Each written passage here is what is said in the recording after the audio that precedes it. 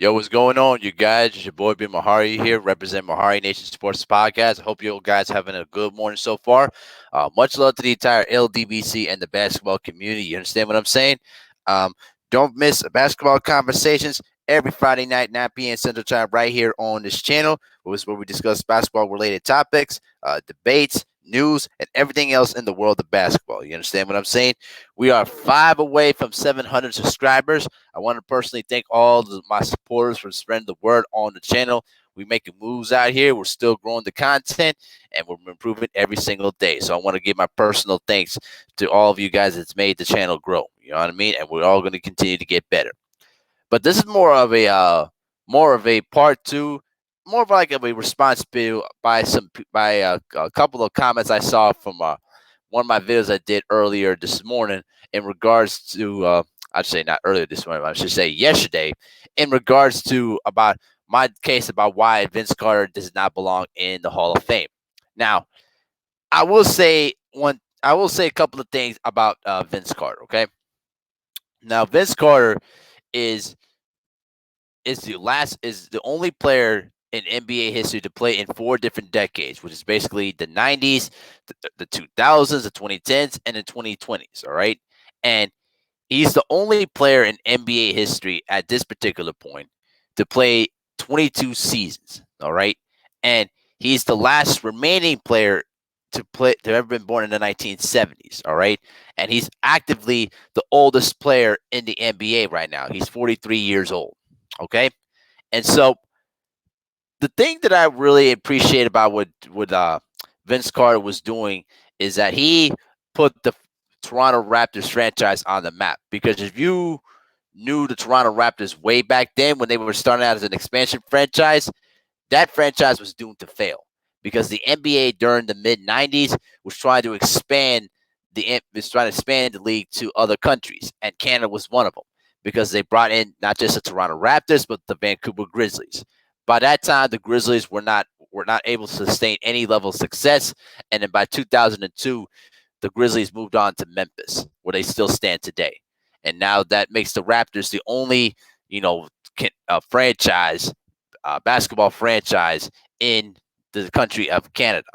Now, when Vince Carter was drafted by the Warriors and then eventually traded to the Raptors on draft night, they immediately picked up a guy that became one of the most exciting players in the NBA and a guy that really put the Raptors on the map because nobody was looking at the Toronto Raptors as a basketball destination. And by this man, Vince Carter put major people in the seats and filled up the Air Canada Center every night by his brilliant dunks, his highlight reels, you name it. And when he was at his best, Vince Carter could average at least 23 points per game when he was playing at his particularly best. You know what I mean? And so I really respected how Vince Carter really put the country of Canada on the map and internationally on the NBA stage. But this is where I tell people all the time: stop falling in love with what they brought in to one significant thing and look at the totality of the entire resume here. Okay, as respected as Vince Carter is, great dunker, good shooter, you know what I mean, explosive finisher. The problem that we saw with Vince Carter is that Vince Carter was a self-entitled person and really did not commit himself to improving his skill set and making himself better. All right. And case in point, when he was getting hurt numerous times with, Achilles injuries, knee injuries, you know what I mean? It was just ridiculous because he was a guy that was normally would stay healthy during the first 3 years in Toronto, and then afterwards he would get hurt and would miss the majority of those years. And it increasingly got frustrating by many in the Toronto media and with the fans because they felt that Vince Carter was kind of milking it a bit. Now I will never accuse an athlete of milking any injury, okay? Because legitimately Vince Carter was hurt. And so I would always give him the benefit of the doubt on that. All right. And so I felt some of the frustration that Toronto fans were going through as I looked back on this because listen, this was a guy that was literally was going to be was posted as like the next Michael Jordan. but unfortunately didn't have the characteristics or had the same drive that a Michael Jordan had to really compare himself into that category. And Vince put too much pressure on himself as they were losing later on in Toronto and try to compare himself and try to say I could be better than Michael Jordan when he never really actually had the opportunity, when he really never really put in the work in to prove his argument. And so this is where I felt like Vince Carter fell short on that. And the other key point that I mentioned in my video about it is this: Vince Carter chose himself on the day of a game 7 in 2001. I'm tired of people trying to justify that, oh, he was getting one opportunity to be able to graduate. I don't care, all right? Listen, you, Vince Carter thought about himself on the day of a game 7 and did not play well, all right? Now, you better be thankful that Iverson didn't play well either because he was basically hurt throughout the entire playoff. But he had a chance to beat those 76ers and advance to the conference finals on that missed game winner. All right. And because of that, people are still questioning it to this day. I remember Charles Oakley talked about it in 2018 that if if Vince Carter decided to stick with his team and get ready for game 7, you know what I mean? He believes that they would have made it to the conference finals and maybe the NBA finals. Now that's going to be up for debate. I'll let you guys decide on that. But my point is this: Vince Carter's self entitlement and his bit of selfish nature to a certain extent really rubbed a lot of people off the wrong way. And the thing was though is that listen, I felt some of the frustration on Vince because listen, the the Raptors were not doing everything possible to help build a winning team around Vince.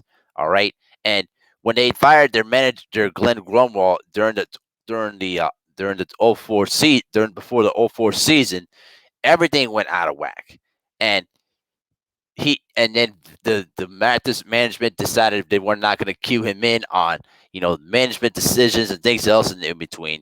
And Carter felt like he was basically misled and felt that the Raptors were not going to build themselves as a lead team. And so Vince Carter pretty much said, "To hell with this! I want to be traded." And so when he did that infamous interview during the '04-'05 season with John Thompson, when John Thompson asked him the question, "Do you think that Vince Carter pushed himself as much as he should to get the best out of him?" And when Vince Carter said, "In recent years, no, because I felt that my skill set that was this enough, and now I had to understand I had to push myself more." Listen, I'm not trying to hear this old notion of, oh, my quotes where I was being misquoted, bro. You meant what you said, and so therefore I can't just ignore that and think about, oh, this guy deserves to be in all of it, this and the third. No, listen, you meant what you said at that time because you were frustrated with things were going, and I get that. But for you to try to sit here and say like I didn't try my hardest or I I I didn't push myself to be the best player I could be, this speaks a lot more of how Vince Carter was never going to be in the level of a Kobe Bryant because you never heard Kobe Bryant say those words at all because those words were so foreign to him. All right, and I was really just getting frustrated not for Vince on how the Raptors were misleading him, and I get that. But some of it Vince had to take responsibility on too, because on the way he should have he should have approached to this and pretty much said, "Listen, I want to be traded, and let's just get this straight over with. I appreciate what you guys done for the for me and my time with the organization, you know." And so that's where the kind of the antithesis of the beef between Carter and the city of Toronto came in. I'm just glad that both parties were able to put this aside and let it rest. All right. And so at the end of the day, that's how I feel. That's how I feel about this whole situation. Listen, if Vince Carter had the same work ethic and the same drive to really be the best player that he could be, he could have been up there as one of the all-time greats. All right, because when he was at his peak, you could not stop him. He was an excellent shooter, excellent finisher, and was so explosive to what he was able to do on the court. But like I told you guys many times, there are certain levels to this, and Kobe Bryant took more seriously about the longevity of his career and got the most out of his skills as he got older. When Vince Carter got older, we saw more of a very steep decline in his production and his stats and his skill set. All right. Yes, he was able to survive he's been able to survive in the NBA for that long period of time because of longevity, something that he should have done a long time ago. But at the same time, I felt like we should have gotten a lot more out of Vince Carter, and unfortunately, we didn't. And he became more of a journeyman player. I hate to say that, but that's just how I see it, and that's how I'm viewing it. And so, as I really don't want to say that because I know that Vince Carter was at one time was like a franchise, dominant player. But after years and years down the line of how things, transpired afterwards, that's how it turned out to be. I mean, after he got traded from New Jersey and got traded to Orlando, what I mean? He's been with what? He's been with Phoenix, Dallas, Memphis, Sacramento, Atlanta. Like, come on. Like, really? Let's be honest with ourselves. He's only made one conference final, and that was back in 2000 and was 2010. All right, and by that time, Vince Carter was becoming a shell of himself, and was never going to be the same player that he once was. And so, at the end of the day, guys, let's put it like this: at the end of the day, I will always hold Vince Carter in high regard of what he was able to do in Toronto and how he was able to revive that franchise to become the franchise that became the eventual NBA champions. But if we're being totally honest here, there's just too many holes and there's too many inconsistencies in his career that really, really made me think about it a little bit more if I really want to put him in the Hall of Fame. And I just don't believe he belongs there. All right. I just don't, I just never saw Vince Carter as a Hall of Famer. I never did. And so I know I'm going to get a lot of heat for this. I know I'm going to get a lot of different takes on this, though, too. So, but that's just how I feel about it. And I'm stern on what I've said in the first place. So, but let me know what you guys think. Let me know what you guys think about it in the comment section. Do you agree what I was said in the first two videos about Vince Carter, or do you guys think that Vince Carter's longevity and what he did for the city of Toronto was warranted enough for the Hall of Fame? But let me know what you guys think in the comment section.